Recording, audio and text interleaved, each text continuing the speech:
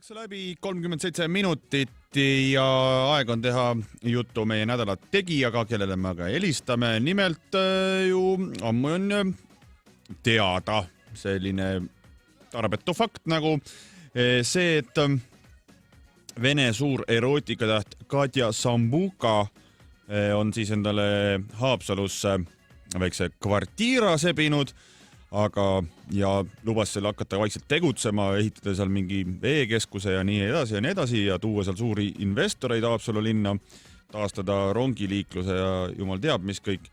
Aga tegutsema ta on juba hakanud, nimelt siis Vene meediakanalid kirjutavad, et peagi püstitatakse Haapsalusse skulptuur, siis Katja Sambuka skulptuur. Küll mitte päris tema selline personaalne skulptuur, vaid pigem siis ütleme tema merineitsi siis kujul. Ja me oleme helistanudki Haapsalusse Katjale küsida, et kuidas ta siis nüüd juba sebib endast skulptuuri Haapsalu linna ja mis veel plaanis on. No tervist, Katja! Olete Haapsalus? Jaa, olen Haapsalus, elan siin juba mitmendat kuud, mulle väga meeldib Pribaltikas eriti Eestis ja Haapsalu on ju teada Vene valitsejate linn, siin on käinud tsaarid ja Tšaikovski ja nüüd ka siis Katja Sambuka minu arvates väga hästi sobib sellesse nimekirja ja te ütlesite, et ma olen sebinud korteeri, ostsin endale ühe vana lagunenud maja Haapsalu kesklinnas. Aha. Seal elas varem piiskop. Rääkige aga siis... seal ei ole katust veel peal kõikides kohtades, nii et mul on väga palju tööd. Te praegu remondite siis? Remont käib ja... Mis see oli? Ma ei tea, te köhisite vist? Ei, ma kardan, et mind kui keegi siin käib mingi naine valgete riietega. Iga kord, kui ma kuskile jään, siis natuke saada, et vaata, keegi koridori mööda muudku tuleb. Haapsalu valge daam on see? Kuidas palun? Valge daam, see on niisugune kummitus. No, väga kena, ta võiks hakata mulle renti maksma sellisel juhul, sest ta käib minu ruumides ringi. Te ostsite Haapsalu linnuse ära siis? Ja, linnusse, linnusse. Okei, te elate linnuses? Jaa, ma lasen siin teha remonti ja tegelikult aknad on juba pandud, suured klaasist aknad ja ma lasen siia sellised natukene moodsamad fassaadid paigaldada, seepärast mulle tundub, et Haapsalu kesklinn on nagu jäänud kinni kuskile mingisse mudasesse keskaega, see ei sobi. Ma lasen seda natukene ilusamaks, sirgemaks tõmmata, kindlasti kõrgemaks ja muidu ka. Võimsamaks. Rääkige sellest skulptuurist, et kus oma skulptuuri püsti panete ja siin on Vene meedia räägivad, see on merineitsi skulptuur, aga ma ei... Russalotška. Ahah, jah, nii. Ja, Russalotška ma lasengi panna Haapsalu promenaadi peale. Koos sinna, seal on Tšaikovski pingike, seal on tsaari perekonna mälestusmark ja ma usun, et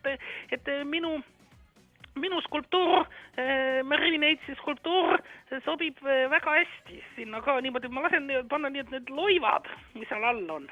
No kui jala asemel on siuksed nagu loib, et see oodas väikses viigis ja siis saab seal niimoodi lötsutada, niimoodi varbad on mäjad kogu. Kui suur see skulptuur tuleb? 16 meetrit kõrge. Päris võimas. Ja see tähendab seda, et ühe minu rinna läbi mõõt on kuskil 2 meetrit. Teeb palju rõõmu kõikidele Eesti ja Haapsalu inimestele. Aga kui sa küsid, et miks kunstnik just mind välja valis, nii, siis ma võin sulle öelda, et ta tegi seda minu silmade pärast. Mul on väga ilusad silmad. Ja seetõttu ma tegelikult olengi skulptuuril kinniste silmadega, et muidu oleks nii ilus, et keegi ei saaks aru midagi enam ja kinniste silmadega, jah.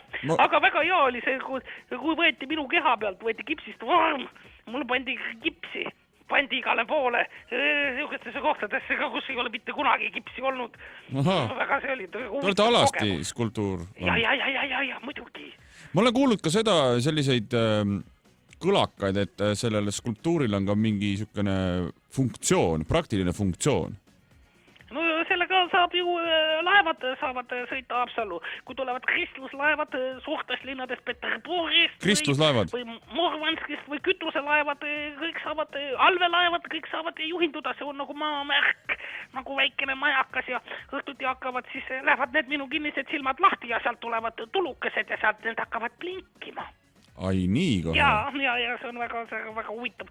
Ja siis samas ma lasen sinna oma majja üles panna kohe raadioant, okei, sellest ma võib-olla praegu ei räägi. Millised plaanid veel on Haapsalu linnaga? Haapsalu linn saab olema avatud linn. Väga avatud linn ja tegelikult ma olen Haapsalu linnapea Urmas Suklasiga mitu korda juba kohtunud. Mind on kutsutud ka Haapsalu volikogusse, ma arvan, et ma lähen ja mina hakkangi hoolitsema linna hea korra eest. Olen mõelnud seda, et me Haapsalust tõmbame kõikidel fassaadidel, tõmbame uued aknad peale, et oleks avatud. Iga Haapsalu maja peaks olema klaasist esiseinaga, et oleks kõik näha, mis inimesed teevad, sest et on põnev. Haapsalus saab ka esimene linn kogu maailmas, kus pannakse igale poole üles kaamerad ja ka magamistubadesse pannakse kaamerad üles ja seda hakatakse kõik internetis üle kandma, nii et Haapsalu saab maailma esimeseks internetilinnaks. Ai nii. Igatahes väga tore, Katja, ja huviga tuleme Haapsalus teie kuju avamisele. Jah. On mingi pidu ikka ka, jah? Pidu tuleb suur ilutulestik ja külalised tulevad kaugelt ja lähedalt, kõik tulevad minu silmi vaatama. Selge, suur tänu teile, Katja. Aitäh. Nägemist. Te kuulate Raadio 2.